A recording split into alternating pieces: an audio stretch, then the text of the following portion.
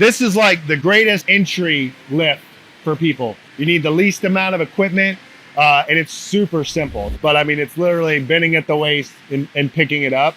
So I really like this for people that are just getting started. There's a couple different ways to deadlift. There's the sumo deadlift, where I'm super wide. I'm in a sumo stance.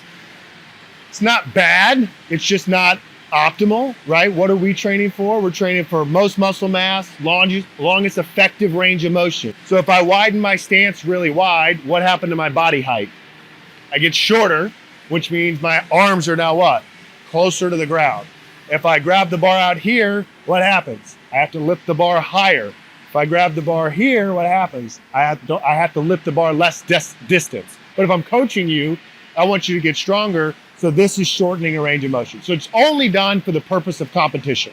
The trap bar, people think it's easier to teach because I walk in and I basically get in a squat stance, right? And it's easier for me to keep my back flat. And people are right, and they're like, yeah, I don't want my back moving all around, but you're altering the movement by having these artificial handles here, and I'm only going down this far. But if I'm looking at this from an intelligent standpoint, I want as much bang for my buck as possible, and that would be the conventional deadlift. All right, so the deadlift, 5 steps. I know some of you guys have been lifting for a long time.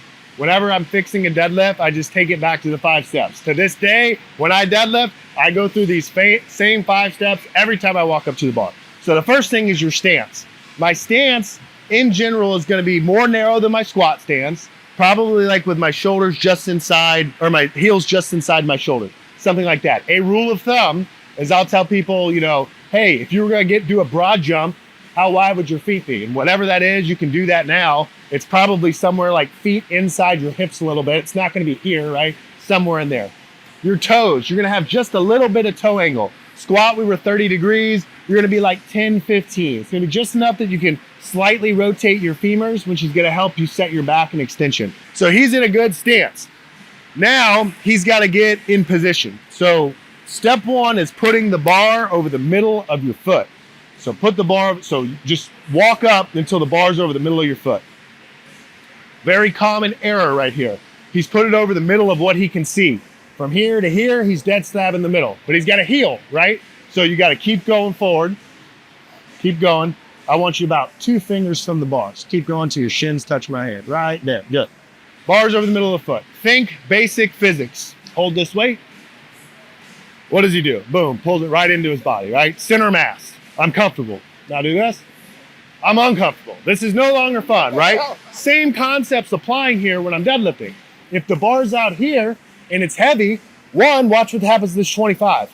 It's going to swing back into here, but I wasted all that energy and I needed more force off the floor just to get it going up. And if it's a maximal load and it's forward of mid-foot, it won't move. It just won't move. Or it'll roll back to your shins and then go. Step 2, without bending your knees, we're going to bend the waist and grab the bar just outside your shins. Yep, bend your knees just enough so you can grab the bar, but don't let the bar move. Good, and now bend your knees till your shins touch the bar, and now squeeze the bar tight. Squeeze the bar tight with your hand. Tight, tight, tight, tight, tight. See how it rolled? Don't let it roll. Now pull your chest up, look underneath the camera, and then stand up with the barbell. Very good, and go back down. Now, Darren was uncomfortable, and I didn't want him to get out of position, so I just had him do steps 2, 3, 4, 5, and lift the bar without going to him. But 1 is the bar over the middle of the foot, so do it again. I'll have him execute step 2 in just a second, but he's gonna bend at the waist. Why do I wanna bend at the waist? Because if I do this all at once, most likely, I'm gonna kick that bar, right? And I'm gonna drop my butt too low. If I drop my butt too low, the bar's now gonna be forward of mid-foot. So the progression is put it over the middle, bend here, and then bring my shins to meet the bar. So it's not here at once, it's bend here, then bring my shins in. For Darren, he can't grab that bar without a little bit of knee bend. He got to here and he's inflexible and he couldn't reach it. So I said, bend your knees just enough to grab it. Okay, grabbed it. Now drop your shins in all the way. Step 4, flatten the back out by pulling the chest up. Everyone do this, right? Yeah, it's not this, right? It's not scapular retraction. It's thoracic extension, pulling the boobs up. Bend of the waist and grip it. Don't bend your knees just yet. Try not to bend. So right there, grip the bar and now drop your shins in. You got to grip it outside your legs, a little bit wider grip. Good. Good, don't drop your butt. Pull your chest up, Look at the bottom of the camera. Squeeze the bar with your hand there. And now stand up with the bar. Very good. He's doing the captain hook, right? It's very common. Because he's inflexible and his hamstrings are tight, he's like trying to grip the bar like this. You know, he's not gripping it. When you go down, squeeze that thing. We're gonna show you other grips later, but don't hook it, because then as soon as it's heavy, it's just gonna come out. And you gotta learn to get into position with holding the bar. Which brings me to my next point. I am not pulling the bar around my knee. I'm here, my arms are bent, I pull my chest up, my arms are long. I always tell people long arms, and then I stand. I push the floor with my feet. So don't think about this, think about this. Step 1, stand. Step 2, grip. Bend at the waist and grip the bar. Yep, squeeze it. Don't drop your butt anymore, leave your hips high. Good, squeeze the bar tight, keep it back on your shins, pull your chest up so your back's flat, and then push the floor with your feet. Good, go back down. Excellent. Now, we have to do a set of 5. So we've done 3 or 4 singles, and each time we've let go of the bar, backed up, and reset up. The reason I distinguish this is now you have to put the bar in the correct position in between reps.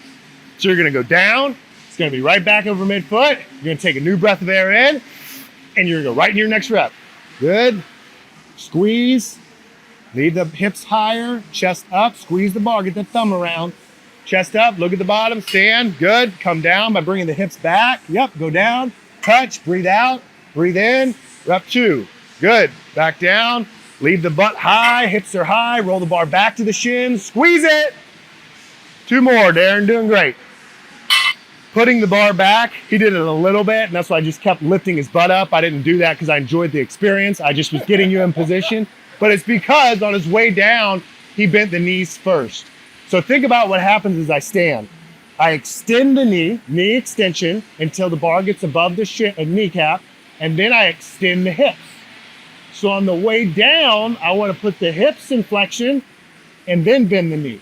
And then the bar will go right down over midfoot. So hips go back, bar goes straight down. Or for newbies, get to the top, look at the middle of my foot, put the bar there, right? Just look down. Like if you're learning, just look down and do it that way.